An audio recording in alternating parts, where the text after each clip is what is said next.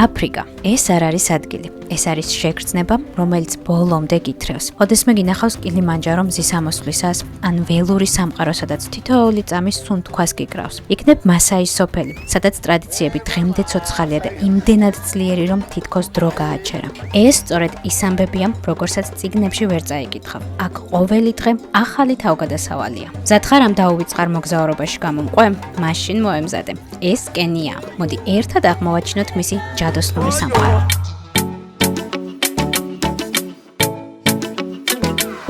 ჩამოვედი ნაირობიში, კენიის დედაქალაქში და აი ასეთი აეროპორტია, სიმართლე გითხრათ, ცოტა მეცველოდი, ძალიან პატარაა და ტენტი არა, კუსტარულად აწყობილი. კენიაში მოგზაურობისთვის აუცილებელია ყვითელ ცხელებაზე აცრა გქონდეთ გაკეთებული და 10 დღით ადრე სანამ მოგზაურობას დაიწყებ. რაც შეეხება ვიზას, საქართველოს მოქალაქეებს ვიზა გვჭირდება. ქვემოთ დავაწერ მისამართს და აქ შეავსებთ ონლაინ მინიმუმ 3 დღით ადრე სასურველია. ჯომო კენია და საერთაშორისო აეროპორტი კენიის უმსხვილესი აეროპორტია. სახელი ქვეყნის პირველი პრეზიდენტის პატივსაცემად ეწოდა და ყოველდღიურად ათასობით მგზავრს მასპინძლობს. აეროპორტი რომ გამოვედი პირველი რაც ვიგრძენი აფრიკული კლიმატია. ნაირობი ეკვატორთან ისე ახლოსაა, რომ აქ მზე ბევრად უფრო მკვეთრად ანათებს. ჰაერი მშრალია, ქარიც არ იწვის. თუმცა როგორი გასაკვირიც არ უნდა იყოს, ჩახურთულობა არ არის და მზე არც ისე მწველია, როგორც წარმომედგინა. ახლა კი გამოვიძახოთ ტაქსი და წავიდეთ ქალაქის ცენტრისკენ. მოკლედ აქ ძალიან ბევრი მსგავსი ადამიანი მოვიდა და გვეუბნება, რომ არა მეწაგიყვანო, მაგრამ ტაქსი ჯობია. ბევრად იაფია. ხო, დამავიწყდა მე თქვა. აი, მე ძალიან ბევრი მოდის და წამწყვენია. ალბათ მივეჭვევ. ხო, უბერი გამოვიძახეთ, რომელიც არის საკმაოდ იაფი. დაახლოებით 9 საათის გზაზე $7 დაწერა და ახლა მივდივართ ქალაქის ცენტრისკენ. Fun fact. ძღოლმა გითხრა, რომ როდესაც ასე გადაიღებთ ხოლმეო, ყურადღებით იყავით, რადგან ტელეფონის ხელიდან გამოტაცება იციან. ნაირობი ეს არ არის უბრალოდ დედაქალაქი. ეს ქალაქია, რომელიც ისტორიით სუნთქავს. ჯერ კიდევ 1899 წელს იგი მხოლოდ პატარა რკინიგზის სადგური იყო, რომელიც ბრიტანეთის კოლონიების რკინიგზას ემსახურებოდა, მაგრამ სწრაფად გაიზარდა და მალე გახდა კენიის პოლიტიკური, ეკონომიკური და კულტურული ცენტრი. დღეს ნაირობიში 5 მილიონი ადამიანი ცხოვრობს. ვიცი რაც იფიქრე, ზუსტად მასეთი რეაქცია ჰქონდათ ადგილობრივებს, რომ კითხეს, ქვეყანაში თქვენ რამდენი ხართო? მოიცა, მთლიანად ქვეყანაშიო? ჩვენ მარტო ნაირობიში ვართ, თქვენზე მეტიო. გაინტერესებთ რა უპასუხე? ჩვენ ტელევიზორები გვაქვს, ოღონდ ქართულად ჩავილაპარაკებ, მაგრამ გონი მიხვდა. მოკლედ, მიუხედავად თითქოს და ქაოსისა, აქ ყველაფერს თავისი წესრიგი და რიტმი აქვს. აფრიკული ენერგიით სავსე. კენიის ფულის ერთეული კენიური შილინგია. $1 დაახლოებით 130-140 შილინგია. რაც შეეხება ლარს, 1 ლარი სადღაც 45-50 შილინგია. ესეც ავტოსადგური. ვიცი, თქვენც გიკვირთ, როგორი მშვიდი სიტუაცია არა. კენიის სამხრეთით ამბოსელისკენ მივდივარ და ჩემს ავტობუსს უნდა მივაგნო. სადგურში ასეთი პატარა კვების ობიექტი შევამჩნია. ბევრი არ მიფიქრია, რადგან არც დრო იყო რამისებნის და არც დიდი არჩევანი ჩემს გარშემო. თავარია ცოტა პრეზენტაბელურად გამოიყურებოდა და გავრისკე. ძალიან მშია და თან წინ დიდი გზა მაქვს. ამიტომ რაც არის ეს არის. ეს ჩვენი შენაძენი, ესეც ჩვენი სუპერ ავტობუსის ბილეთები. მორჩა. აი, აქედან იწყება ჩემი კომფორტის ზონიდან გამოსვლა. ესე ძაზე წავედით. ხანჯარა დამაკეტინეს. აი, აგერ აქ ჩვენო მეგობარმა. ქალაქში რომ გავალთ, უსაფრთხო არ არისო, რადგან შეიძლება რაღაცები მოგპარონ. ტელეფონი ან სხვა ნივთები. ფანჯრებს უნდა ვუფრთხილდეთ. ახლა ზუსტად მაგას მეუბნეოდა, ფანჯარა დაკეტილი ქონდეს არ გააღო. Bye.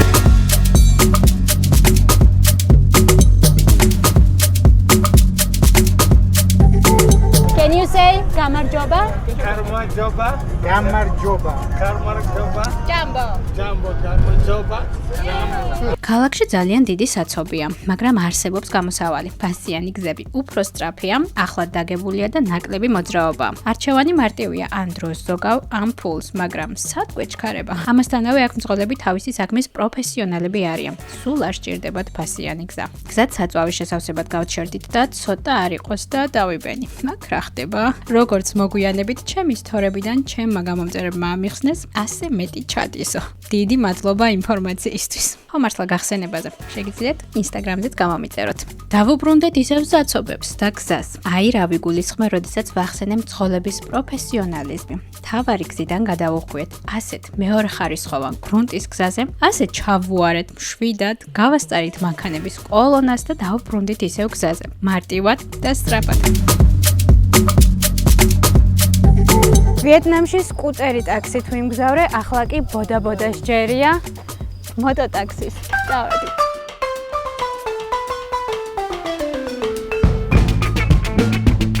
კენიაში ქუჩებში ხშირად შეხვდებით ბოდა-ბოდას. ეს არის მოტოტაქსი, რომელიც აქ ძალიან პოპულარულია. იგი სწრაფი და იაფი ტრანსპორტია, განსაკუთრებით თუ მოკლე მანძილზე გადაადგილება გჭირდებათ. თუმცა მე მოგვიანებით გრძელ მანძილზეც მშვენივრად ვიყენებთ. ღამით ვარსკვლავებით მოჭედილი ცის ქვეშ სადღაც კენიის გადაკარგულში მოტოტაქსით კილიმანჯაროსკენ რომ მიდიხარ, მეტი სიგიჟე რა აღაგინდა.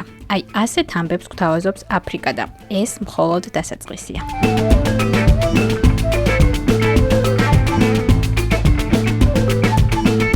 როგორც იქნა ჩამოვედით ჩემს სასტუმროში. კოტეჯი ამბოსელის ნაციონალური პარკის მეზობლად ავიღე, რადგან დილიდან მის მონახულებას ვაპირებ. მანამდე კი მოდით ჩემს კოტეჯს დაგათვალიერებინოთ. შევიდეთ. პატარა საწოლი და აივანი და აქ ყველაზე მთავარი არის კილიმანჯარო. დილით რომ გავიღვიძებ სუსტად ეს ხედი მეკდება.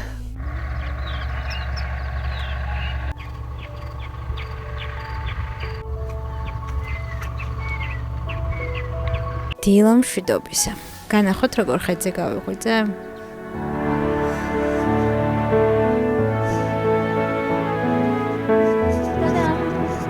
არც მეტი და არც ნაკლები კილიმანჯაროს ხედი მაქვს. უბრალოდ ძალიან ციო და ყველაფერი რაც კი ვნახე ზედმაცვია. კილიმანჯარო აფრიკის ყველაზე მაღალი მთა და მსოფლიოში ყველაზე მაღალი დამოუკიდებელი ვულკანია. იგი მდებარეობს ტანზანიაში, თუმცა საუკეთესო ხედი კენიიდან იშლება, განსაკუთრებით კი ამბოსელის ეროვნული პარკიდან. მიუხედავად იმისა, რომ ეკვატორთან ახლოსაა, მისი მწვერვალი მუდამ თოვლითაა დაფარული და მომაჯადოებელ სანახაობას ქმნის. აქაურობა მართლაც მაგიურია. ვზივარ და ვფიქრობ, რომ აუცილებლად დავბრუნდები.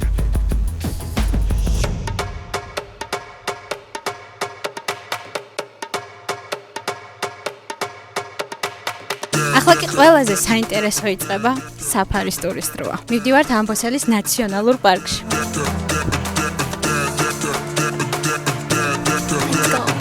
ავალთ ვისაუზმებთ და შემდეგ დაიწყება ყველაზე საინტერესო.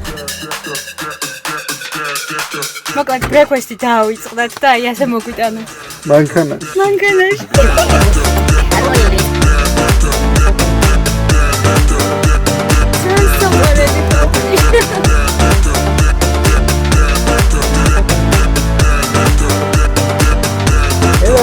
Hello.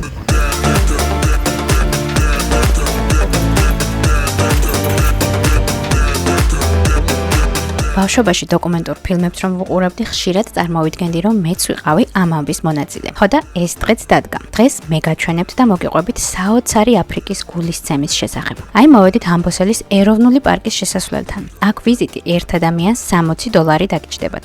ეს პარკი ერთ-ერთი ყველაზე ფოტოგენური ადგილია მთელს აფრიკაში და მას უნიკალურ სწორედ კილიმანჯაროს საოცარი ხედი ხდის. სწორედ ამის გამო ავირჩიე მეც. სპილო დავინახეთ და მივიჩქარით, რომ მივუსწროთ გზას ყვეთავენ.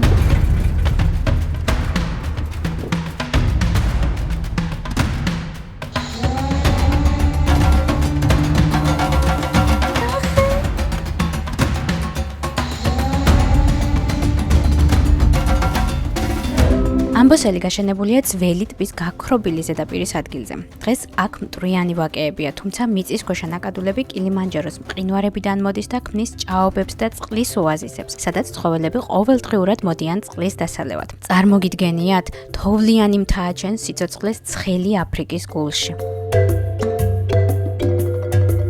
აქეთ სპილოები, აქეთ ზებრები, მეტი რაღა გინდა.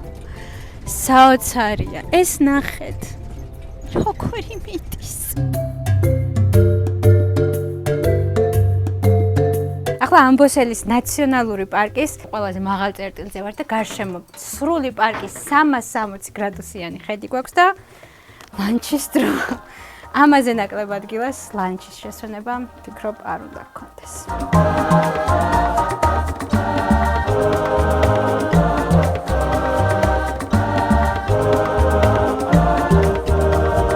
ამბოსელის ეროვნული პარკი ოფიციალურად 1974 წელს დაარსდა, თუმცა დაცულ ტერიტორიად უფრო ადრე 1958 წელს გამოცხადდა. ამბოსელი მოიცავს დაახლოებით 392 კვადრატულ კილომეტრს, რაც სხვა აფრიკულ პარკებთან შედარებით მცირეა, მაგრამ კომპაქტურად აერთიანებს ჭაობებს, ვაკეებს, ტყეებს და მშრალ მიწებს.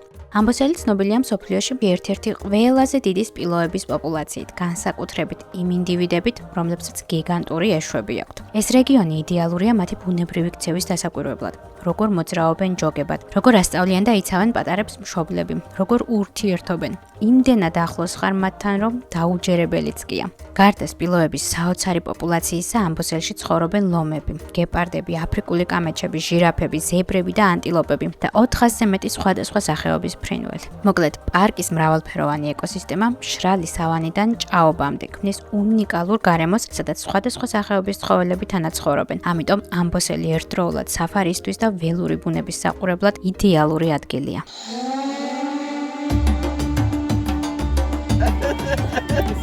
Thank you so much. მასაები კენიისა და ტანზანიის ერთ-ერთი ყველაზე ცნობადი და უნიკალური ტომია. ეს ტომი ცოცხალი მუზეუმებითა, მათთან ურთიერთობა იგივეა, რაც ისტორიასთან შეხება.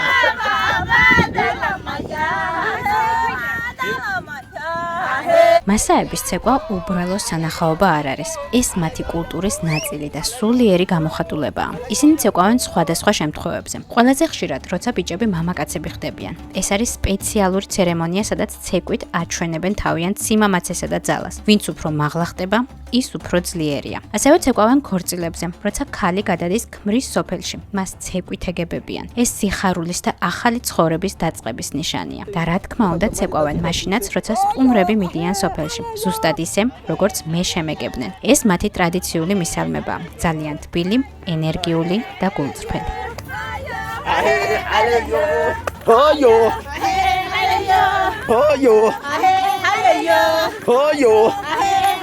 აჰო, არ დამავიწყდეს. ასევე ცეკვავდნენ ძველადაც, ლომის მოკვლის შემდეგ გამარჯვების აღსანიშნავად.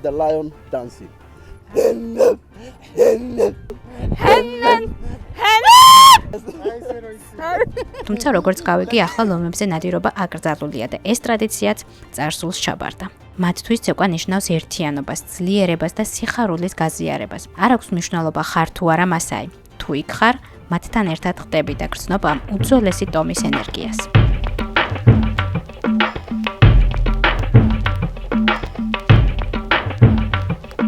მასაების სოფელში პირველი რამაც ყურადღება მიიქცია მათი სახლებია. პატარა ტალახისა და ჩალისგან აშენებული ქოხები, რომლებსაც ქალები თვითონ აგებენ. ახლა კი დროა შევიდეთ სახლში. Yeah, we're coming. Come in. This is the bed. We use the branches of trees and we use a mattress is cow skin. Rice.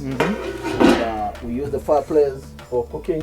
This is a table for putting our stuff, like we're putting our things like this is salt. Salt. There's the salt, but this is for the human being, is for the cows. So we have the windows, small windows for the light, and also we use this as a television to see in and out. So this is how we live. შიგნით ძალიან მყუდროა, მაგრამ ძალიან პატარა. ერთი ოთახი, მიწის იატაკი და პატარა ფანჯარა სინათლისთვის. თუმცა როგორც გავიგე, მათ ბედნიერებისთვის ესეც ყოფნით. I have 7 kids. 7 შვილი ყავს. ეს ბავშვების ოთახია. სკოლაში არიან და როგორც გავიგე, საღამოს დაბრუნდებიან.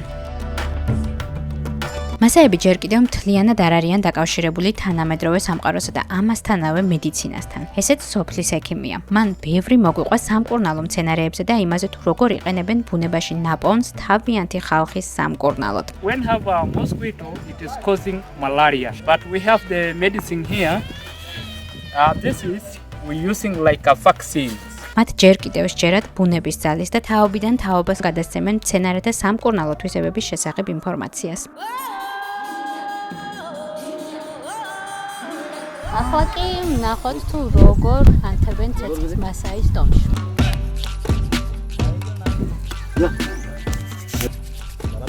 მე მგონი ვჩები ხო? Okay, you. ნავი. ცეცხლის ანთებაც ვცადე. ტრადიციული მეთოდით, მხოლოდ ხის გამოყენებით. მარტივი სულაც არ ყოფილა, მაგრამ მათთვის ეს ყოველდღიურობაა. ეს მომენტი არასდროს დამავიწყდება.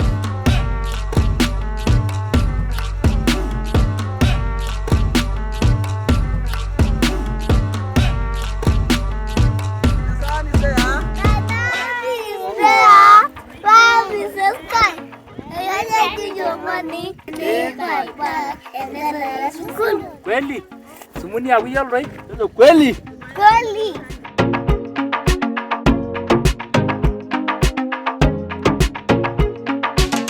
ახლა კი წავიდეთ მათ მიერ გაკეთებული აქსესუარები ვნახოთ და ცოტა ვიშოპინგოთ მასაურად.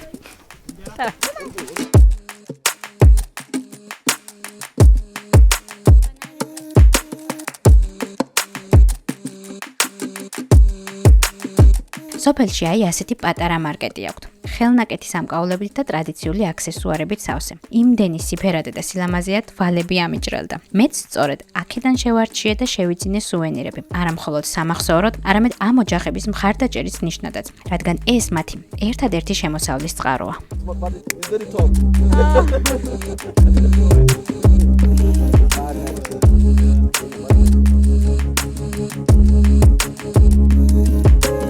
ძალიან საინტერესო დღე გამოგვივიდა ჩემი აზრით. გამარჯობა. Kamarjoba. Yes, perfect. Kamarjoba. ჩვენთან ერთად. ჩვენი კენიაში მოგზაურობის ვლოგი ამით დასასრულს მიუახლოვდა. იმედია მოგეწონათ ეს ვიდეო. ჩემი აფრიკული მოგზაურობა ამით არ სრულდება. შემდეგი მოგზაურობა უკვე იქნება ტანზანიიდან. ასე რომ წინ ბევრ საინტერესო ამბავს გვპირდებით. და რაც შეეხება მოგზაურობას, თუ შენც მოგინდა ასეთ ადგილებში მოგზაურობა, ჩემი ტურისტული კომპანია საუკეთესო ტურებს დაგიგეგმავთ. აბა დროებით. კარგად.